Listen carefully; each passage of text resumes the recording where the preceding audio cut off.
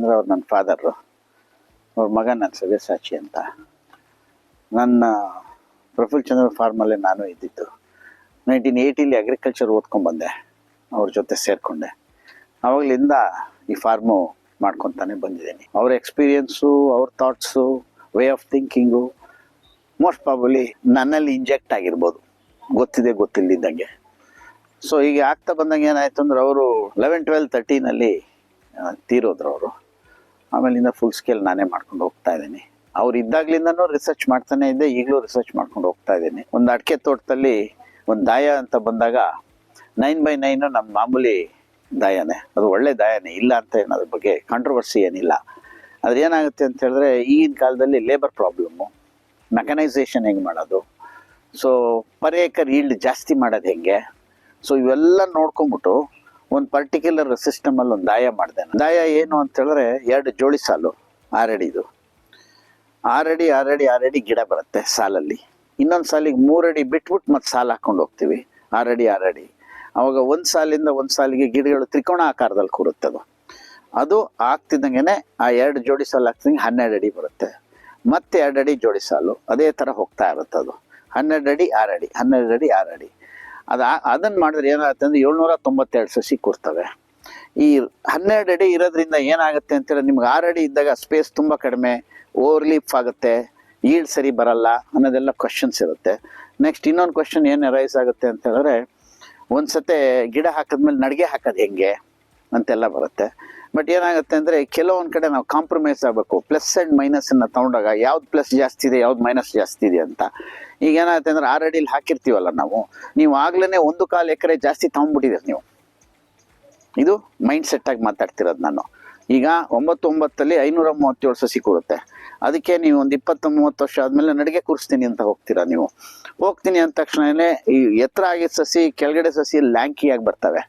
ಅದರದ್ದು ಈಲ್ಡನ್ನ ನಾವು ಯಾರನ್ನು ಒಂದು ಪ್ಯಾರಾಮೀಟರ್ ಆಗಲಿ ಒಂದು ಎಕ್ಸ್ಪೆರಿಮೆಂಟ್ ಆಗಿ ನೋಡೋಕ್ಕೆ ಹೋಗಲ್ಲ, ಒಂದು ಅಂದಾಜಿಗೆ ಮಾಡ್ಕೊಂಡು ಹೋಗ್ತಾ ಇರ್ತೀವಿ. ಇನ್ನೊಂದು ಏನಾಗುತ್ತೆ ಅಂತ ಹೇಳಿದ್ರೆ ಆ 9 ಅಡಿ ದಾಯದಲ್ಲಿ ಒಂದು ಗಿಡ ಹೋಯ್ತು ಅಂತ ಹೇಳಿದ್ರೆ ಅಷ್ಟು ಸ್ಪೇಸ್ ಕ್ರಿಯೇಟ್ ಆಗಿಬಿಡುತ್ತೆ. ಅವಾಗ ನೀವು ನಡಿಗೆ ಹಾಕಿದ್ರೆ ಅದು ನಡೀತದೆ. ಅದೇ ಥರ ಇದರಲ್ಲಿ ಏನಾಗುತ್ತೆ ಅಂದರೆ 792 ಸಸಿ ಕೂರಿಸ್ಬಿಟ್ಟಿರ್ತೀರಿ ನೀವು ಆಗ್ಲೇ, ಅದು 1/4 ಎಕರೆಗೆ ಅಷ್ಟಕ್ಕೆ ಬಂದ್ಬಿಡುತ್ತೆ. ಎಲ್ಲಿ ಗಿಡ ಹೋಗಿದೆ ಅಲ್ಲಿ ಗಿಡ ಹಾಕಿದ್ರೆ ಆಯಿತು. ಈಗ ಹೊಸ ಸ್ಪೇಸಿಂಗ್ ಏನು ಮಾಡಿದ್ದೀನಿ ಅಂದರೆ 6 ಅಡಿ ಮಾಡೋದ್ರ ಬದಲು 7 ಅಡಿ ಮಾಡಿದ್ದೀನಿ ಸ್ಪೇಸಿಂಗ್ನ. 12 ಅಡಿ ಬದಲು 11 ಅಡಿ ಮಾಡಿದ್ದೀನಿ, ಅಂದರೆ 1 ಅಡಿ ಸ್ವಲ್ಪ ಕಡಿಮೆ ಮಾಡಿದ್ದೀನಿ. ಯಾಕೆ ಅಂತ ಹೇಳಿದ್ರೆ ಈ 6 ಅಡಿಲಿ ಮರ ದೊಡ್ಡ ಆಗ್ಬಿಟ್ರೆ ಏನಾಗ್ಬಿಡುತ್ತೆ ಅಂದರೆ ಸ್ವಲ್ಪ ಟ್ರ್ಯಾಕ್ಟರ್ ಹೋಗೋಕ್ಕಿಂತ ಮುಂದೆ ಆಗುತ್ತೆ. ಅದೇ 7 ಅಡಿ ಮಾಡಿದಾಗ ಏನಾಗುತ್ತೆ, ಮರ ದೊಡ್ಡ ಆದರೆ ನೀವು ಟ್ರ್ಯಾಕ್ಟರ್ ತೊಗೊಂಡೋಗ್ಬೋದು. 7 ಅಡಿಲೇ ನೀವು ಸಾಲು ಹಾಕ್ಬಿಟ್ರೆ ಆಯಿತು. ಈಗ ನೆಕ್ಸ್ಟ್ ಏನು ಮಾಡಿದ್ದೀನಿ ಅಂತ ಹೇಳಿದ್ರೆ ಈ ತ್ರಿಕೋಣ ಆಕಾರ ಮಾಡೋದು ಚೌಕ ಮಾಡಿಬಿಟ್ಟಿದ್ದೀನಿ. ಈಗ ಯಾಕೆ ಇಷ್ಟೆಲ್ಲ ಪ್ರತಿ ಟೈಮ್ ಮಾಡ್ಕೊಂಡು ಹೋಗ್ತೀರಾ ಅಂತ ಹೇಳಿದ್ರೆ, ನಾನಾಗಿ ಅಲ್ಲಿ ಲೇಔಟ್ ಮಾಡೋಕ್ಕೆ ಹೋಗ್ತೀನಿ. ಲೇಔಟ್ ಮಾಡೋಕ್ಕೆ ಹೋದಾಗ ಈಗ ಒಂದು ಬೋಧನೆ ಮಾಡೋದು ನಾವು ಅನುಭವಿಸ್ಬಿಟ್ಟು ಅಲ್ಲಿ ಏನಿದೆ ಪ್ರಾಬ್ಲಮ್ ಅಂತ ಸಾಲ್ವ್ ಮಾಡಿ ಕೊಡಬೇಕಾಗಿದ್ದು ನಮ್ಮ ಕರ್ತವ್ಯ ಹೇಳೋದಾದ್ಮೇಲೆ. ಸೊ ಆ ಕರ್ತವ್ಯ ಅನ್ನೋದಕ್ಕಿಂತ ಅದರದ್ದು ನನ್ನ ಕಮಿಟ್ಮೆಂಟ್, ಅದು ನನಗಿಷ್ಟ, ನನ್ನ ಪ್ಯಾಷನ್ ಅದು. ಸೊ ಅದನ್ನು ಮಾಡಿದಾಗ ಏನಾಯಿತು ಅಂದರೆ ಮೊನ್ನೆ ಒಂದು ಕಡೆ ಮಾಡ್ಕೊಂಬಂದೆ.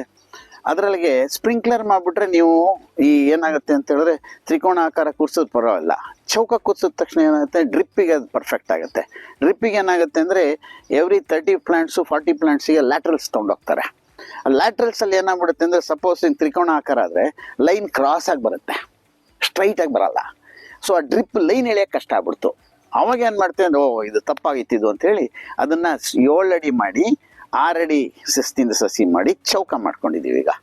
ಸೊ ಅವಾಗ ಡ್ರಿಪ್ ಲೈನ್ಸು ಎಲ್ಲವೂ ಪರ್ಫೆಕ್ಟಾಗಿ ಬರೋಕ್ಕೆ ಶುರುವಾಯಿತು. 11 ಅಡಿಲಿ ಪ್ರತಿ ರೋಲು ಟ್ರ್ಯಾಕ್ಟರ್ ತೊಗೊಂಡೋಗ್ಬೋದು. ಪ್ರತಿ ರೋಲ್ ಟ್ರ್ಯಾಕ್ಟರ್ ತೊಗೊಂಡೋಗ್ತಾ ಕೆಲವರಿಗೆ ಮಣ್ಣು ಹಾಕೋದು ಅಂತ ಭಾರಿ ಆಸೆ ಇರುತ್ತೆ. ಆ ಮಣ್ಣನ್ನು ಹಾಗೆ ಬಿಡಿಸ್ಕೊತ ಹೋಗ್ಬಿಡ್ಬೋದು. ನೆಕ್ಸ್ಟ್ ಏನಾಗುತ್ತೆ ಅಂದರೆ ಮಲೆನಾಡಲ್ಲಿ ಸ್ಪ್ರೇ ಹೊಡೆಯೋದು ಒಂದು ದೊಡ್ಡ ಪ್ರಾಬ್ಲಮ್ ಇದೆ. ಸೊ ಈ ದೊಡ್ಡ ಟ್ರ್ಯಾಕ್ಟ್ರಿಗೆ ಅವ್ರು ಲ್ಯಾಡ್ರ್ ಫಿಕ್ಸ್ ಮಾಡ್ಕೊಂಡ್ಬಿಟ್ರೆ ಅದರಲ್ಲೇ ಸ್ಪ್ರೇ ಮಾಡ್ಕೊಂಡು ಹೋಗ್ಬಿಡ್ಬೋದು. ಆಮೇಲೆ ನೀವು ಲಾಸ್ಟಲ್ಲಿ ಹೋಗಿ ಫಸ್ಟ್ ಒಂದು ರೋಡು ಲಾಸ್ಟ್ ಒಂದು ರೋಡು ಬಿಟ್ಕೊಂಡ್ಬಿಟ್ರೆ ನೀವು ಟೈಮ್ ಪ್ರತಿ ಒಂದು ರೋ ಅಲ್ಲೂ ಹೋಗ್ತಾ ಇರ್ಬೋದು. ನೀವು ಈಗ ರೋ ಅಂತ ಮಾತಾಡಿದೆ ಅಂತ ಹೇಳಿದ್ರೆ ವೆರಿ ಸಿಂಪಲ್. ಇದು ಒಂದು ಅಡಿಕೆ ತೋಟ ಇರುತ್ತೆ, ಅಡಿಕೆ ತೋಟದಲ್ಲಿ ಮಧ್ಯದಲ್ಲಿ ಒಂದು ರೋಡ್ ಇರುತ್ತೆ, 12 ಅಡಿದು 11 ಅಡಿ ರೋಡ್ ಇರುತ್ತೆ. ಅಲ್ಲಿ ನಿಮಗೆ ಸನ್ಲೈಟು ಏರಿಯೇಷನು ಜಾಸ್ತಿ ಇರುತ್ತೆ. ಅದು ಬಾರ್ಡರ್ ಎಫೆಕ್ಟ್ ಅಂತ ಹೇಳ್ತಾರೆ ಅದಕ್ಕೆ. ಸೊ ಬಾರ್ಡರ್ ಎಫೆಕ್ಟಲ್ಲಿ ಅಟ್ಲೀಸ್ಟ್ ಒಂದು 2 to 5% ಈಲ್ಡ್ ಜಾಸ್ತಿ ಆಗುತ್ತೆ, because you get more sunlight and air. ಅದೇ ಥರ ಪ್ರತಿ ರೋಗು 11 ಅಡಿ 11 ಅಡಿಲಿ ಪ್ರತಿ ಗಿಡಕ್ಕೂ ಸಿಗ್ತಾ ಹೋಗುತ್ತೆ ಇದರಲ್ಲಿ. ಈ ಥರ ಮಾಡೋದ್ರಿಂದ ಏನಾಗುತ್ತೆ ಅಂದರೆ ಒಂದು ಕಾಸ್ಟ್ ಫ್ಯಾಕ್ಟ್ರು, ನೆಕ್ಸ್ಟ್ ಹೋಗ್ತಾ ಹೋಗ್ತಾ ಲೇಬರ್ ಮ್ಯಾನೇಜ್ಮೆಂಟು, ಮೂರನೇದು ಸ್ಪ್ರೇ ಮಾಡೋದು ಅವೆಲ್ಲ ಸುಲಭ ಆಗುತ್ತೆ. ನೆಕ್ಸ್ಟ್ ಹಾರ್ವೆಸ್ಟಿಂಗಲ್ಲಿ ನೀವು ಹೋಗ್ಬಿಟ್ಟು ಡೈರೆಕ್ಟಾಗಿ ಟ್ರೈಲರಿಗೆ ಹಾರ್ವೆಸ್ಟ್ ಮಾಡ್ಕೊಂಡೇ ಬಂದ್ಬಿಡ್ಬೋದು ನೀವು ಥ್ರೂಔಟ್ ಇಡೀ ಇದನ್ನು. ಸೊ ಇದು ಒನ್ ಮ್ಯಾನ್ ಶೋನಲ್ಲಿ ಮಾಡ್ಕೊಂಡು ಹೋಗ್ಬೋದು. ಆಮೇಲೆ ನಂಗೆ ಎಷ್ಟು ಸಣ್ಣ ರೈತರು ಬಂದು ಮಾಡಿ ಹೋಗಿದ್ದಾರೆ ಇದನ್ನು ಅಂದರೆ 10 ಗುಂಟೆಯವರು ಬಂದು ಮಾಡಿದ್ದಾರೆ ಇದನ್ನು ರೋನ. ಯಾಕೆ ಅಂತ ಹೇಳಿದ್ರೆ ವೆರಿ ಸಿಂಪಲ್ಲು. 1 ಗುಂಟೆಲಿ 13.25 ಸಸಿ ಕೊರುತ್ತೆ 9x9 ಆದರೆ, ಇದು ನಂದು 21 ಸಸಿ ಕೊರುತ್ತೆ. ಸೊ ಅಲ್ಲೇ ಅಷ್ಟು ಡಿಫ್ರೆನ್ಸ್. ಅವ್ನು ಏನು ಹೇಳ್ದ ಅಂತ ಹೇಳಿದ್ರೆ 1 ಗುಂಟೆಲಿ ನಂಗೆ ಹಣ 1 ಸಸಿ ಜಾಸ್ತಿ ಸಿಕ್ಕರೆ ಸಾಕು ಅಂತ. C for them each ಪೆನಿ is difficult. So ಅದರಲ್ಲಿ ಅದು ಸಿಕ್ತು ಅಂತ ಹೇಳಿದ್ರೆ ನೀವು 792 ಪ್ಲಾಂಟ್ಸು ಇಂಟು 1.5 ಹಾಕಿದ್ರೆ ಸೇಮ್ ಖರ್ಚಲ್ಲಿ ಜಾಸ್ತಿ ಇಳು ಸಿಕ್ತು ನಿಮಗೆ. ಸೊ ಈ ಥರ ಹಾಕ್ಕೊಂಡು ಮಾಡ್ಕೊಂಡು ಹೋಗಿದ್ದೀನಿ. ತುಂಬ ಜನ ರೈತರು ಫಾಲೋ ಮಾಡ್ತಾ ಇದ್ದಾರೆ ಇದನ್ನು. ಅಡಿಕೆ, ಕೋಕೋ, ತೆಂಗು 3 ಇರೋದು, ಬೇರೆ ಏನು. ಕೋಕೋ ಹಾಕ್ಕೊಂಡಿದ್ದೀವಿ ನಾವು. ಕೋಕೋ 35 ವರ್ಷದಿಂದ ಮಾಡ್ತಿದ್ದೀವಿ. ನಮ್ಮಲ್ಲೆಲ್ಲ ಒಳ್ಳೊಳ್ಳೆ ಪ್ಲಾಂಟ್ಸ್ ಇದ್ದಾವೆ. ಅದೆಲ್ಲ ಫಸ್ಟ್ ತಂದು ಹಾಕಿದ್ದು ಮರಿಗೌಡ್ರದ್ದು. ಸೊ ಹಂಗಾಗಿ ಏನಾಗುತ್ತೆ ಅಂದರೆ ಒಳ್ಳೆ ಸೀಡ್ ಪ್ಲಾಂಟ್ಸ್ ಇದ್ದಾವೆ. ಕ್ಯಾಡ್ಬರಿ ಅವರು ತುಂಬ ಇದರಿಂದ ಸೀಡ್ ಪ್ಲಾಂಟ್ಸಲ್ಲಿ ಸೀಡ್ ಮೆಟೀರಿಯಲ್ಸ್ ಆಗಿ ತೊಗೊಂಡೋಗಿದ್ರು. ಸೊ ನಾವು ಕೋಕೋನ ಕಾನ್ಸಂಟ್ರೇಟ್ ಮಾಡ್ತಾ ಇದ್ದೀವಿ. ಹಂಗಂತೇಳಿ ಮೆಣಸು ಹಾಕಿದ ತಕ್ಷಣ ಏನಾಗುತ್ತೆ ಅಂದರೆ ಮೆಣಸಿನ ಮೇಲೂ ಕಾನ್ಸಂಟ್ರೇಟ್ ಮಾಡಬೇಕು. ನೀವು ಯಾವುದೋ ಒಂದು ಗಿಡ ನೆಟ್ಬಿಟ್ಟು ಸುಮ್ಮನೆ ನಾನು ಗಿಡ ನೆಟ್ಟೆ ಕಣೋ, ನಾನು ಇಷ್ಟು 1000 ನೆಟ್ಟೆ ಕಣೋ ಅನ್ನೋದು ಇಟ್ಸ್ ನಾಟ್ ರೈಟ್. ಒಂದು ನೆಟ್ ಮೇಲೆ ಅದ್ರದ್ದು ಕಮಿಟ್ಮೆಂಟ್ಸ್ ಇರಬೇಕು. ನೀವು ಕಮಿಟ್ಮೆಂಟ್ ತೊಗೊಳಕ್ಕೆ ಇದೆಯೋ ಇಲ್ಲ ಅನ್ನೋದು you have to decide yourself. Don't be greedy ಅಂತಲೂ ಹೇಳ್ಬೇಕಾಗತ್ತೆ. ಈ ಅಡಿಕೆ ಮನೆ ಮೆಕನೈಸೇಷನಿಗೆ ಮಾಡಿರೋದು ಇದು. ಈ ಹೈಟ್ ಬರುತ್ತಲ್ಲ, ಇದು ಟ್ರ್ಯಾಕ್ಟ್ರದ್ದು ಟಿಪ್ ಮಾಡಿದ್ರೆ ಒಳಗಡೆ ನಮ್ಮ ಕಮಾಡಿಟಿ ಬರುತ್ತೆ. ಈ ಡೋರನ್ನು ಓಪನ್ ಮಾಡ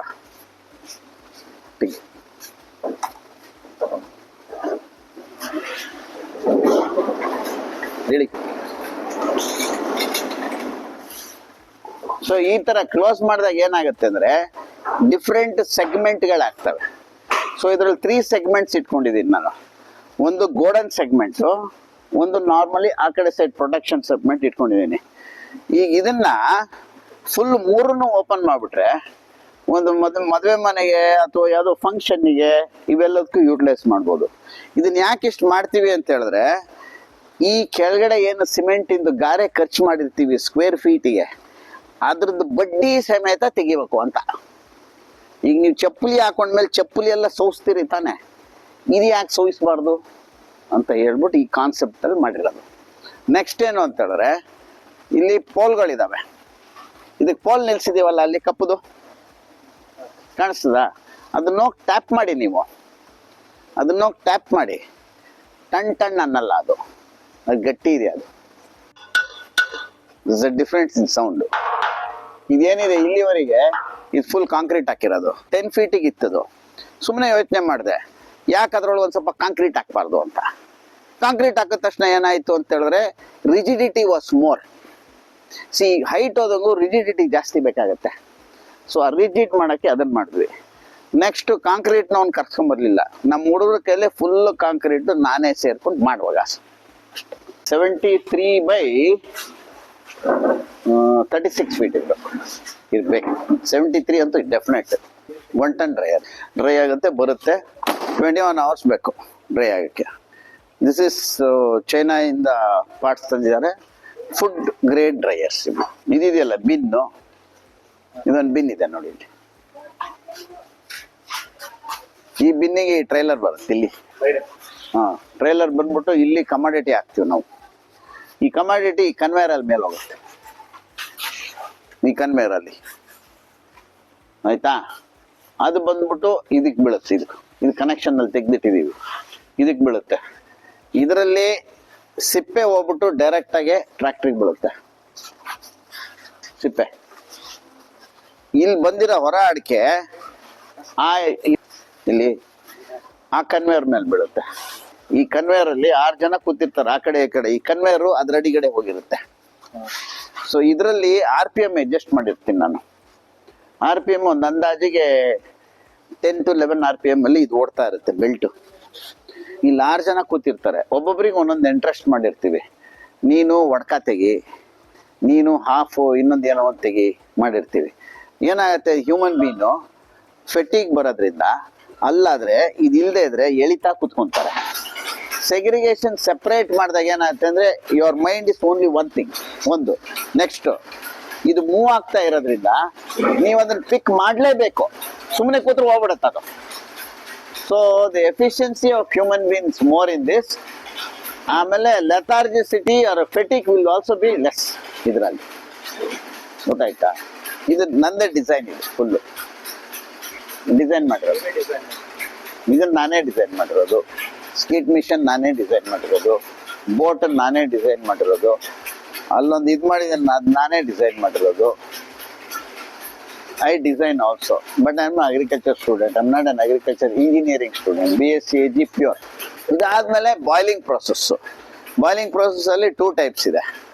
ಒಂದು ಬಾಯ್ಲ್ ಮಾಡೋದು, ಇನ್ನೊಂದು ನಾನು ಗ್ಯಾಸಲ್ಲಿ ಮಾಡ್ತಾ ಇದ್ದೆ. ಎಲ್ಲದಕ್ಕೂ ಏನಾಗುತ್ತೆ ಅಂದರೆ ಲಾಸ್ಟಿಗೆ market should accept your commodity. So ಇಲ್ಲೊಂದು ಬಾಯ್ಲಿಂಗ್ ಮಾಡಿದ್ದೀನಿ, ಬನ್ನಿ ತೋರಿಸ್ತೀನಿ. ಇದು ಲ್ಯಾಂಡ್ಸ್ಕೇಪ್ನ ಹೈಟ್ ಅಡ್ವಾಂಟೇಜ್ ತಗೊಂಡಿರೋದು. ಆ್ಯಕ್ಚುಲಿ ಲ್ಯಾಂಡ್ ಕೆಳಗಿದೆ, ಅದು ಈ ಲ್ಯಾಂಡ್ ಮೇಲಿದೆ. ಇದು ಇಲ್ಲ, ಇದನ್ನ ಮೇಲ್ ಕಟ್ಬಿಟ್ಟು ಎತ್ತರ ಮಾಡಿ ಮೇಲ್ ತಗೊಂಡೋಗಿ ಹಾಕ್ಬೇಕು. ಐದರ್ ಕಮಾಡಿಟಿ ಶುಡ್ ಗೋ ಡೌನ್, ಯಾವುದು ಎಸ್ಕೇಪ್ ಆಗಂಗಿಲ್ಲ ಎಲ್ಲೂ. ಸೊ ಈ ಸ್ಪೇಸಿಗೆ ಇದನ್ನ ಒಂದು ಸ್ಟೀಲ್ ಡ್ರಮ್ನ ಕೆಳಗಡೆ ಹಾಕಿದ್ದೀವಿ. ಈ ಶೃಂಗೇರಿ ಟೈಪ್ ಕುಕ್ಕಿಂಗ್ ಅಂತಾರೆ. ಅದಕ್ಕೇನು ಅಂತ ಹೇಳಿದ್ರೆ, ಒಂದು ವೆಸಲ್ ಹಿಂಗಿದ್ರೆ ಫುಲ್ಲು, ಇಲ್ಲಿಂದ 4 ಇಂಚು ಸುತ್ತಲೂ ಕ್ಯಾವಿಟಿ ಇರುತ್ತೆ. ಫುಲ್ ಕ್ಯಾವಿಟಿ ಇರುತ್ತೆ. ಕೆಳಗಡೆ 3 ಇಟ್ಟಿಗೆಯಲ್ಲಿ ನಿಂತಿರುತ್ತದು. ಪೈಪ್ಗಳು ನೀವು ಎಕ್ಸಾಸ್ಟ್ ಬರುತ್ತಲ್ಲಿ. ಇದ್ರಲ್ಲಿ ಏನಾಯ್ತು ಅಂತ ಹೇಳಿದ್ರೆ, ಬೆಂಕಿ ಒಂದ್ ಕಡೆ ಹಾಕಿದ್ರೆ ಇಲ್ಲಿಂದ ಬೆಂಕಿ ಹಾಕೋದು, ಈ ಕಡೆಯಿಂದ ಬೆಂಕಿ ಹಾಕಿದ್ರೆ ಈ ಕಡೆ ಎಕ್ಸಾಸ್ಟ್ ಹೋಗುತ್ತೆ ಇಲ್ಲಿ. ಅವಾಗ ಈ ವೆಸಲ್ ಏನಾಗಿತ್ತು ಅಂತ ಹೇಳಿದ್ರೆ, ಈ ವೆಸಲ್ ಹಿಂಗಿದ್ರೆ ಇಲ್ಲಿ ಬೆಂಕಿ ಹಾಕಿದ್ರೆ ಇಲ್ಲಿ ಎಕ್ಸಾಸ್ಟ್ ಹಾಕಿದ್ರೆ ಇಲ್ಲಿ ಕಪ್ಪಾಗಿತ್ತು, ಇಲ್ಲಿ ಬ್ಲ್ಯಾಕ್ ಆಗಿತ್ತು. ಇಲ್ಲಿ ಯಾಕೆ ಬ್ಲ್ಯಾಕ್ ಆಯ್ತು? ಯಾಕಾಯ್ತು ಅಂತ ಹೇಳಿದ್ರೆ ಅಲ್ಲಿ ಹೀಟ್ ಹೋಗ್ತಾ ಇತ್ತು ಜಾಸ್ತಿ, ಬಿಕಾಸ್ ಪೈಪ್ ಚಿಮ್ನಿ ಇರೋದ್ರಿಂದ. ಅದಕ್ಕೆ ನಾನೇನ್ ಮಾಡಿದೆ, ಅಲ್ಲಿ ಹೀಟ್ ಯಾಕೆ ಹೋಗ್ಬೇಕು, ಎಲ್ಲ ಕಡೆ ಹೋಗ್ಲಿ ಅಂತ ಹೇಳ್ಬಿಟ್ಟು 4 ಚಿಮ್ನಿ ಮಾಡಿದೆ. ಅವಾಗ ನನಗೆ 20-25 ಮಿನಿಟ್ಸ್ ಬೇಗ ಬಂತು. ಸಪೋಸಿಂಗ್ 3 ಅವರ್ಸಿಗೆ ಬರೋದು 2.5 ಅವರ್ಸಿಗೆ ಬಂತು. ಇದು ಗೊತ್ತಾಯ್ತಾ? ಇದ್ರೊಳಗೆ ಒಂದ್ಸತೆಗೆ 800 ಕಿಲೋ ಹಿಡಿಸ್ತದೆ. ಇಲ್ಲಿಗೆ ಬೆಂಕಿ ಹಾಕಾದ್ಮೇಲೆ ಇಲ್ಲಿ ನೀರು ತುಂಬ್ತೀವಿ. ಆ 800 ಕಿಲೋನ ಇಲ್ಲಿ ಕೆಳಗಡೆ ಬರುತ್ತೆ. ಇಲ್ಲಿ ವ್ಯಾಲ್ವ್ ಇಟ್ಟಿದ್ದೀವಿ. ಇಲ್ಲಿ ಈ ವ್ಯಾಲ್ವಿಗೆ ಹಿಂದೆ ಆ ಕನ್ವೇಯರ್ ತೋರಿಸ್ಲಿಲ್ಲ ನಿಮ್ಗೆ, ಕಪ್ಪುದು. ಆ ಕನ್ವೇಯರ್ ಹಾಕಿದ್ದು ಇಲ್ಲಿ ಗುರ್ತಿದೆ ನೋಡ್ರಿ, ಇಲ್ಲಿ ಅದು ಅಲ್ಲಿತ್ತದು. ಅಲ್ಲೊಂದು ಪಂಪ್ ಇದೆ ನೋಡಿ, ಅಲ್ಲಿ ಪಂಪು, ಅದು ಚೊಗರ್ ನೀರು ಹೋಗೋದದು. ಒಂದ್ಸತಿ ಇಲ್ಲಿ ಚೊಗರ್ ನೀರು ಖಾಲಿ ಆಗ್ಬಿಟ್ರೆ ಕಮಾಡಿಟಿ ಹೊರಗೆ ಬರಲ್ಲ, ನೀರು ಬೇಕು ಮತ್ತೆ. ಸೊ ಆ ಚಗರ್ ನೀರು ಪಂಪ್ ಮಾಡಿ ಇಲ್ಲಿ ಬಿಟ್ಟು ಮತ್ತೆ ಬರ್ತಾ ಇದ್ವಿ. ಸೊ ಈ ಕನ್ವೇಯರ್ ಅಲ್ಲಿ ಕೆಳಗಡೆ ಈ ಜೀಪ್ ತಂದು ನಿಲ್ಲಿಸ್ತಿದ್ವಿ, ಟ್ರೈಲರ್ನ. 23 ಮಿನಿಟ್ಸಿಗೆ 800 ಕಿಲೋ ಲೋಡ್ ಆಗ್ಬಿಡೋದು. 23 ಮಿನಿಟ್ಸಿಗೆ. ಹಳೇದೆಲ್ಲ ಏನಾಗ್ತಿತ್ತು ಅಂದ್ರೆ 2 ಅವರ್ಸು 6 ಪರ್ಸನ್ಸ್ ತಗೊಂತಿದ್ರು. ಇದು ಓನ್ಲಿ 3 ಪರ್ಸನ್ಸ್ 23 ಮಿನಿಟ್ಸಿಗೆ ಆಗೋಗ್ತಿತ್ತು. ಇದು 3 ಅವರ್ಸಿಗೆ ಬರೋದು. This is boiling process. ಇದಿದೆಯಲ್ಲ, ಇದು ಇಲ್ಲಿದೆ ನೋಡಿ, ಇದು ಒಂದಿದು. ಮುಂದ್ಗಡೆ ಬನ್ನಿ, ಈ ಕಡೆ ಬನ್ನಿ. ಇದು LPG ಗ್ಯಾಸ್ ಇಂದ ಮಾಡೋದಿದು. ಇದನ್ನು ಫುಲ್ಲಿ ಕಾಂಪ್ಯೂಟರೈಸ್ಡ್. ಇದು 2 ಅವರ್ಸ್ ತಗೊಳುತ್ತೆ. ಇದು ಒಳಗಡೆ ಟೆಫ್ಲಾನ್ ಹಾಕಿದ್ದಾರೆ. ಇದಕ್ಕೆ 300 kg ಹಿಡಿಸ್ತದೆ. ರೌಂಡ್ ಅಬೌಟ್ 2 ಅವರ್ಸ್ ಒಳಗೆ ಕುಕ್ ಆಗಿ ಹೊರಗೆ ಬಂದ್ಬಿಡುತ್ತೆ. ಇದಕ್ಕೆ ನೀರ್ ಏನೋ ಹಾಕಲ್ಲ. The temperature will go up to 90 to 100 degree. ಅದು ಆಗ್ತಿದ್ದಂಗೆನೆ ಆ ಒಳಗಡೆ ಇರೋ ಚೊಗರು ಹೊರಗೆ ಬಂದ್ಬಿಟ್ಟು ತನ್ನಷ್ಟಕ್ಕೆ ತಾನೇ ಸ್ವಲ್ಪ ಬ್ಲ್ಯಾಕ್ ಬಣ್ಣ ಆಗತ್ತೆ ಇದಕ್ಕೆ. ಅದನ್ನ ಅದ್ರಲ್ಲಿ ಡ್ರೈಯರ್ ಅಲ್ಲಿ ಹಾಕಿ ಒಣಗ್ಸ. ಒಂದು ಡ್ರೈಯರ್ ಅಲ್ಲಿ 1 ಟನ್ ಒಣಗ್ಸಕ್ಕೆ ಯೂನಿಟ್ 21 ಅವರ್ಸ್. 21 ಅವರ್ಸ್ ಬೇಕು. ಅವ್ರು ಹೇಳೋ ಪ್ರಕಾರ 21 ಅವರ್ಸಿಗೆ 2000 rupees ಖರ್ಚಾಗುತ್ತೆ ಯೂನಿಟ್ಸ್ ಎಲೆಕ್ಟ್ರಿಸಿಟಿ. ಸೊ ಈ ಟೈಮಲ್ಲಿ ಕಮಾಡಿಟಿ 2000 ಇಟ್ಸ್ ಓಕೆ ಅಂತ ನಾ ತಿಳಿದಿದ್ದೀನಿ. ಬಟ್ ನಾನು ನೋಡ್ಬಿಟ್ಟು ಮತ್ತೂ ಕ್ಯಾಲಿಬ್ರೇಟ್ ಮಾಡ್ಬೇಕು ನಾನು. 70 ಡಿಗ್ರಿ ಅದು ಪ್ರಶ್ನೆ ಬರಲ್ಲ. 70 ಡಿಗ್ರಿ ಹ್ಯೂಮಿಡಿಟಿ ಅವೆಲ್ಲ ಕಂಪ್ಯೂಟರ್ ಕಂಟ್ರೋಲ್ಡ್ ಅವು. ಸೊ ಅವೆಲ್ಲ technically they are all perfect. ಮಾತಾಡಂಗೆಲ್ಲ ಆಫ್ ಆಗ್ತದೆ, ಆನ್ ಆಗುತ್ತೆ, ತಣ್ಣನ್ ಗಾಳಿ ಬಿಡುತ್ತೆ, ಹೊಸ ಗಾಳಿ ಹ್ಯೂಮಿಡಿಟಿ ತೆಗೆದಾಕತ್ತೆ, ಎಲ್ಲ ಆಟೋಮೆಟಿಕ್ ಆಗಿ ನಡೀತಾ ಇರುತ್ತೆ. ಅದು ಅಷ್ಟು ಟೆಕ್ನಿಕಲಿ ಡನ್. ಅದು ಅದ್ರ ಬಗ್ಗೆ ಏನಂತ ನಾವು ಹೇಳೋದು ಇಲ್ಲ, ಕಮೆಂಟ್ ಮಾಡೋಂಗೂ ಇಲ್ಲ, because the quality is controlled.